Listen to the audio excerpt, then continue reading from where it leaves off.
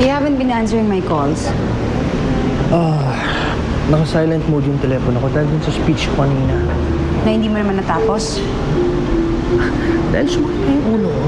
And yet you're here drinking. Paano? Niyaya ako ng papa mo uminom. Sandali. Hindi mo naman tatatarin ng missed calls yung telepono ko kung wala lang yun. There's something bothering you? Alam mo ba, What? nung na-miss kita, Alam ko na yun. Pinakita mo na sa akin yun pag-uwi ko sa bahay. kulang pa yun. Uwi na tayo. Okay? Dali. Paalam lang ako, ha?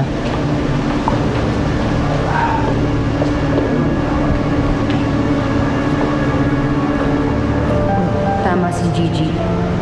You don't need to know na nakalaya na si Noemi.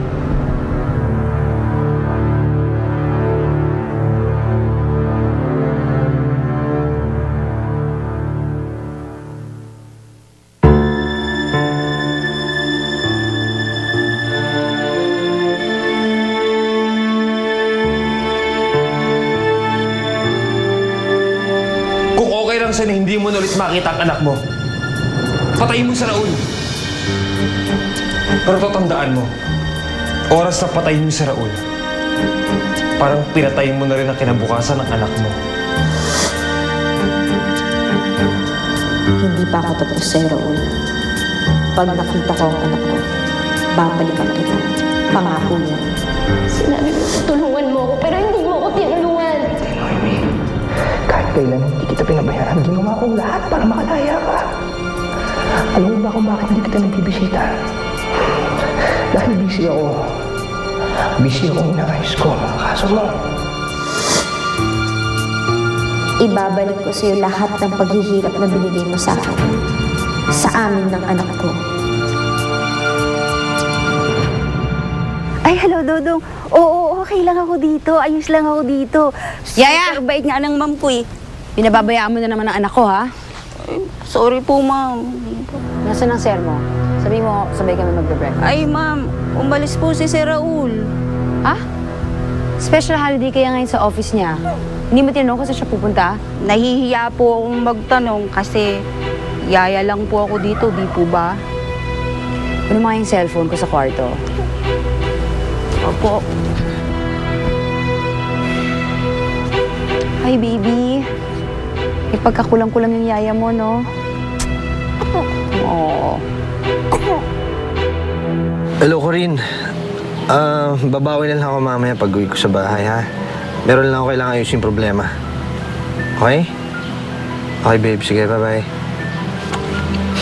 Possessive talaga yung asawa mo. Gusto malaman lagi kung nasan ka. Sinabi mo pa. Dapat sinabi mo, meron kang kliyente. Madali niya ma-confirm yun kung totoo. Eh, yung kay Aling Tiling, Hindi naman nung pinagkakausap si inay, eh. O nga pala, maalala ko. Nabili mo ba yung jar ang inuutos ko sa'yo? oh, diyan sa likod. Ano bang kinalaman ng dyaryo na yan tungkol sa pag-aaral mo kay Noemi? Eh, nabasa ko naman yung dyaryo na yan. Wala naman tungkol sa kanya. Hindi naman balita tungkol sa kanya yung hinahanap ko, eh.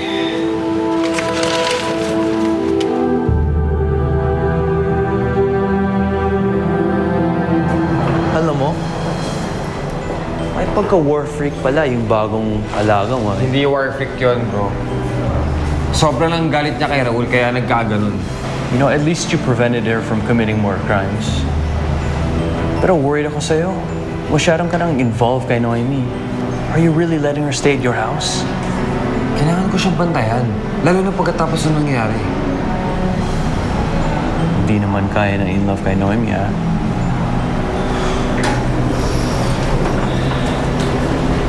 I heard that you're doing a piece on me. Pero alam ko matagal mo nang ginagawa yun, eh.